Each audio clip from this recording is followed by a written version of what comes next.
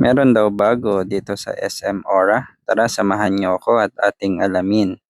So, welcome na naman sa isang episode ng ating One Direction Parking Guide series. So, according sa isang viewer natin, may bagong inimplement na sistema dito sa parking ng SM Aura. So, nung last time na pumunta tayo dito, naalala ko pa yung card na dinidispense ng machine yung gamit dito sa SM Aura. So, check nyo na lang itong video natin. Interesado kayong malaman. No? So, according dun sa ating viewer, plate number na daw yung need kapag magbabayad doon sa cashier. So, tara, tingnan natin no? Kung ano ng sistema ngayon. So, dito may dalawang lanes yung entrance, no? Makipot etong right side. So, ayan, mas maganda dyan sa left side kasi mas malawak yung turning radius. So, ayan. Dito na tayo sa entrance. Okay, so, ayun. So, tumitigil sila doon. Panoorin natin sila. Napansin ko wala na dito yung machine na nag-dispense before ng card. So, okay. So, ito yung itsura ng entrance. Plate number na nga talaga yung binabasa niya, no? So, ay maganda yung punta natin ngayon kasi yung unang yung pick-up na sinusundan natin, ano siya, conduction sticker pa lang yung gamit. So, nakita ko, ang nakakabit sa kanya yung bigay ng dealership. So, nabasa naman nung system yung kanyang conduction sticker number. So, yun kasi yung madalas na tinatanong din sa atin doon sa mga ibang guides natin like yung sa Mall of Asia kasi kaka-shift din nila sa ganitong system, no? So, I think eventually buong SM siguro na malls magiging ganito na yung kanilang gamit sa kanilang parking. So, ayan, kita nyo naman, dumiretso na ako sa basement 3, no? Kasi usually kapag tanghaling tapat na, madami na sa basement 1. So, eto na tayo. Ayan, ang lawak dito. So, pag bandang hapon, late na yung dating nyo sa SM Aura. So, baba lang kayo sa mga lower levels. For sure, madami pang bakante dyan.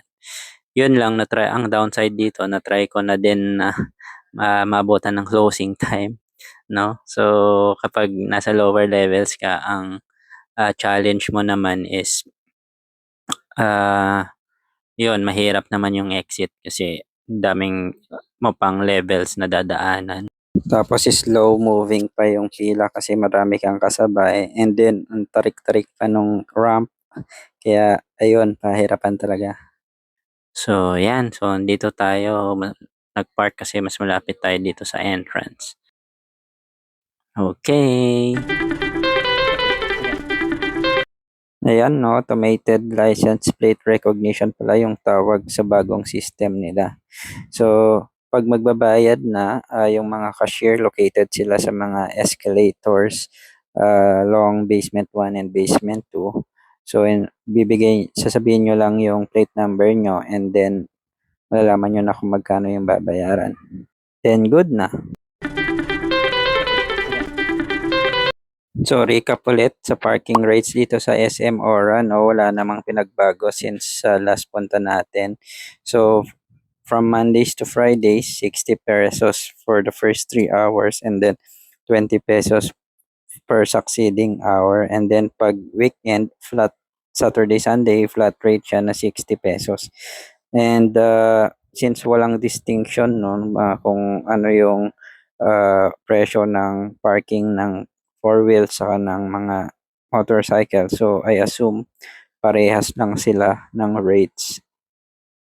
Yan, nandito na tayo sa ramp akyat ng basement 2. So, andito pala yung mga motorcycle parking. So, at least alam nyo na kung saan. Kung tutusin, maluwag tong exit. no? Wag lang talagang closing hours. Kasi sa sobrang tarik nito kung stop and go yung flow lalo na kung yung dala natin manual, no? Nakakakaba minsan baka maatrasan natin yung mga nasa likod natin. Pero anyways, kabisado naman natin tong sasakyan natin. Pag na-routing na natin yung level na to, no? So dito na yung barrier pa exit. So meron tayong dalawang options pag exit depende na lang kung saan yung way nyo. So pagka nandito, pag dinerecho yan, pa C5 exit naman, tapos pagkakanan dito, pa McKinley Parkway naman. So, yung McKinley, yun yung pinasukan natin kanina, no? So, at least yan, pili na lang kayo, depende kung saan yung way nyo pa uwi. O, pa uwi. Okay, so, wala nga pala tayong, ano, no, need kasi parking plate number na lang naman yung babasahin niya. So, tignan natin kung mabasa niya agad. So, lapit lang natin sa scanner. Yun, nabasa naman agad, no? So, magaling, maganda yung bagong sistema nila. So, hopefully, may natutunan naman kayong bago dito sa ating parking guide ng SM Aura, no? Ayan, so please continue showing your support by liking and sharing our videos and help me also grow our channel by following kung hindi pa kayo followers no, para mag-stay updated kayo. See you sa ating next parking guides. Bye, drive safely.